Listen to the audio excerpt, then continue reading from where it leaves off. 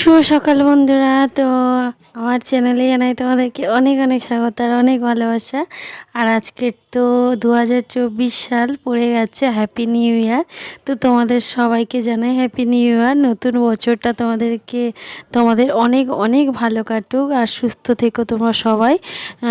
আর আমার জন্য তোমরা প্রার্থনা করো, আমি যেন ভালোভাবে কাটাতে পারি এই নতুন বছরটা। তো চলো, আর এই যে উঠে পড়েছি, এখন 9:30 বাজে আর উঠে পড়েছি। দেখো উঠেই যা বিছানাপত্রগুলো গুছিয়ে নিচ্ছি। আর আজকের মেয়ের না টিউশনি ছিল, তো ওই জন্য কিন্তু খাটটা ফাঁকা গেছে, কারণ ওই ঘরে টিউশন পড়ছে, না হলে ও শুয়ে থাকে প্রত্যেক দিন, দেরি করে ওঠে। তো তাই সেই ফাঁকে ভাবলাম আজকের বিছানাটা গুছিয়ে নিই। তো দেখো গোছানো হয়ে গেছে। আর ওদিকে মেয়ের টিচারকে, মানে অঙ্কের টিচারকে চা করে দিয়েছি, আর ওদিকে ও হচ্ছে পড়ছে। আর আমি সেই ফাঁকে দেখো ঘরটা ঝাড়ু দিয়ে নিচ্ছি, নিয়ে তারপরে রান্না বসাবো, বাকি কাজগুলো করব আর খাওয়া দাওয়াও করবো। আর এখন তো শীত, প্রচণ্ড শীত পড়ছে, আর ওই জন্য একটু বেলা হয়ে যায় উঠতে। আর কি বলো তো, মেয়ের যেহেতু এখন ছুটি চলছে, ওই জন্য আর হাজব্যান্ডও অফিস যায়নি, তো ওই জন্য এখন একটু বেলা করে ওঠা হচ্ছে। তো দেখো তোমাদের সাথে কথা বলতে বলতে আমার কিন্তু ঘর দৌড় ঝাড়ু দেওয়া হয়ে গেছে। আর এখন দেখো মেয়েকে টিফিনটা বানিয়ে দিচ্ছি। তো ওর কিন্তু পড়া হয়ে গেছে, টিচার চলে গেছে। তো এখন দেখো এই যে ম্যাগিটা বানিয়ে দিলাম, তো ওখানে পড়তে বসে খেয়ে নেবে। তো চলো, আর আমাদের জন্য দেখো হাজব্যান্ড আজকের অফিস যায় না, ওই জন্য হাজব্যান্ডের জন্য রচা আর আমার জন্য দুধ চা বানিয়ে নিয়েছি। তো চলো খাওয়া দাওয়া করে একেবারে সেই রান্নার সময় দেখা করছি।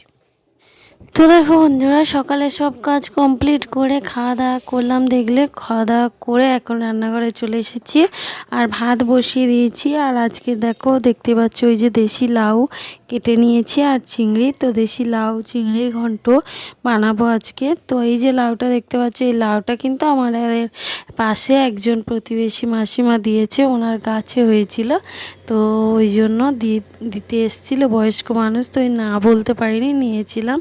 তো তারপরে যেহেতু ওই লাউটা করব, তাই হাজব্যান্ড সকালবেলা এই যে চিংড়িটা এনেছিল, কুচো চিংড়িটা, তো এটা দিয়ে বানাবো। তো নুন হলুদটা মাখিয়ে নিলাম চিংড়িতে, তারপরে কড়াইতে দেখো সর্ষের তেল দিয়ে দিয়েছি আর এই পেঁয়াজটা দিয়ে দিলাম। আর পেঁয়াজটা দিয়ে ভাবছি যে চিংড়িটা আগে ভাজতে হতো, কিন্তু কি করা যাবে, তাই আলাদা করে আমি হচ্ছে অন্য একটা বাটিতে করে চিংড়িটা হালকা করে ভেজে নিয়েছিলাম। এই যে দেখো, তো এটা ভেজে নিয়ে তারপরে আমি রান্নাটা কমপ্লিট করব। আর আজকে তোমাদের সাথে রান্নাটা শেয়ার করব, দেশি লাউ চিংড়ির ঘন্ট। আর এই যে রেসিপিগুলো প্রায় কিন্তু উঠেই গেছে আমাদের রান্নার মেনু থেকে, তো আজকের এই যে প্রতিবেশী দিয়েছিল বলে তাই খাওয়া হলো। তো যাই হোক, তো বেশি সচরাচর এগুলো আনা হয় না। তো দেখো তারপরে এই যে পেঁয়াজটা ভাজা ভাজা হয়ে যেতে ওতে মুসুর ডাল দিয়ে দিয়েছিলাম একটু অল্প করে, দিয়ে 1 প্লেট। তো তারপরে সেটা কষিয়ে নিয়ে এখন দেখো লাউটা দিয়ে দিয়েছি, আর লাউটা দিয়ে আর একটু ভালো করে কষিয়ে নিয়ে এখন দেখো কাঁচা লঙ্কা দিয়ে দিলাম, দিয়ে ঢাকা চাপা দিয়ে দিয়েছিলাম। আর ঢাকা দেওয়ার পরে জানো তো বন্ধুরা, প্রচুর জল বেরিয়েছিল। যেহেতু আমি লাউটা আগে থেকে সিদ্ধ করিনি, আমি লাউটা আর সিদ্ধ করিনি, কারণ লাউটা একদম কচি ছিল, ওই জন্য আর সিদ্ধ করিনি। তো এর থেকে প্রচুর জল বেরিয়েছিল, আর এই জলেই কিন্তু মানে রান্নাটা হয়ে গেছিলো, আর একদম মাখা মাখা হয়েছিল, দারুণ খেতে হয়েছিল বন্ধুরা। তো দেখো তারপর নুন হলুদ গুঁড়ো দিয়ে দিয়েছি, আর এখন দিচ্ছি দেখো আদা পেস্ট, তারপরে হচ্ছে দিলাম লঙ্কার গুঁড়ো, দিয়ে সবটা ভালো করে আরও একবার মাখিয়ে নেব, মানে নেড়ে নেব, কষিয়ে নেব। তারপরে দেখো এই যে আগে থেকে হালকা করে ভেজে রাখা কচু চিংড়িটা দিয়ে আরও ভালো করে কষিয়ে নেব। যত এই যে রান্নাটা যত ভালো কষাতে পারবে বারবার, ততই কিন্তু টেস্টি হবে। তো দেখো ভালো করে নাড়ার পরে আমার ঝোলটা প্রায় মজে গেছে, প্রচুর জল বাড়িয়েছিল, অনেকটা দেখো মজে গেছে, একদম এই জলটা মজে যাবে। তারপর একটু চিনি দিলাম শেষে। আর প্রত্যেকটা মানে চচ্চড়ি বলো ঘন্টও বলো, এতে একটু চিনি না দিলে হয় না। তো হাজব্যান্ড চিনি খায় না জানি, তবুও হালকা করে একটু দিয়েছি টেস্টের জন্য। তো দেখো, আর ওদিকে কিন্তু ঝোলটা মজবে, তা সেই ফাঁকে আমি দেখো কয়েকটা বাসন পড়েছিল রান্নার পরে, তো ভাবলাম ওটা হতে থাক আর আমি এই বাসনগুলো মেজে নিই। তো এইগুলো মেজে নিচ্ছি। তো দেখো আমার প্রায় হয়ে এসেছে বাসন ধোয়া। তো এগুলো মেজে ধুয়ে কমপ্লিট করে গ্যাসটা একেবারে ভালো করে সুন্দর করে ক্লিন করে নেব।